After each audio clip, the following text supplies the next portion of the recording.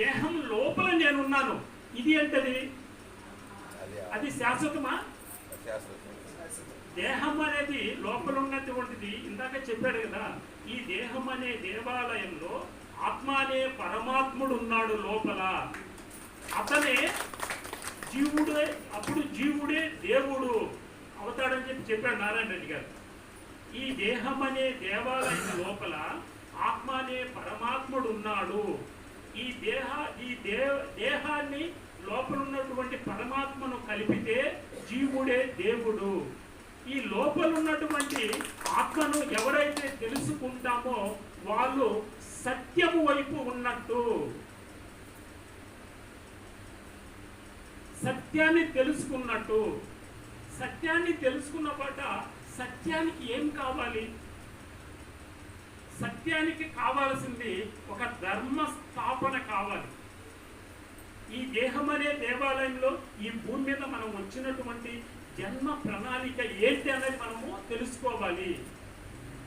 పుట్టిన తర్వాత ఏదో పెరిగాము, సంపాదించాము, బిడ్డలకి ఇచ్చేసాము, శరీరం వదిలేసాము, వెళ్ళిపోయాం. ఏ ఉపయోగము? మన స్వధర్మము మనకి మనము న్యాయం చేసుకోలేదు.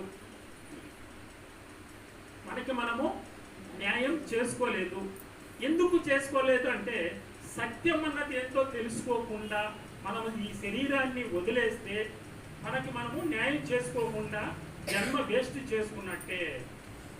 మళ్ళా ఎంతో కాలము ఈ సోలు మన వదిలేసినటువంటి శరీరాన్ని వదిలిన ఆత్మ మళ్ళా ఎంతో కాలము వెయిట్ చేసి మళ్ళా ఇంకొక చోట ఇంకొక జన్మ తీసుకుంటుంది.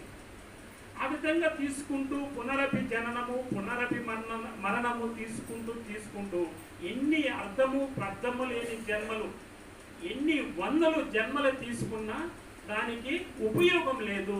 కృష్ణుడే చెప్పాడు. ఎవరైతే జిజ్ఞాస కలిగి, ఎవరైతే జన్మ కారణము తెలుసుకుని, ఎవరైతే ఎవరిని వాళ్ళు ఉద్ధరించుకుంటారో వాళ్ళు సరైనటువంటి ఆత్మజ్ఞానులు. ఈ భూమి మీద మనము ఒక జన్మ ప్రణాళిక ప్రకారంగా ప్రతి ఒక్కరు జన్మ తీసుకోవడం జరుగుతుంది. నేను ఈ భూమి మీద ఈ శరీరాన్ని నేను తెచ్చుకున్నాను, నేను ఒక కుటుంబాన్ని తెచ్చుకున్నాను, నేను ఒక సమాజాన్ని, ఒక ఊరిని ఎన్నిక చేసుకున్నాను, ఒక సొసైటీని ఎన్నిక చేసుకున్నాను. వచ్చిన తర్వాత ఏమైందంటే నాకు ఒక మనస్సు ఒకటి ఉంది. ఈ మనిషిని మనస్సు ఆవగించేస్తుంది. ఈ మనస్సుని మాయ ఆవగిస్తుంది. ఈ మాయను దాటితే పరమాత్ముడిని తెలుసుకోవచ్చు అనమాట.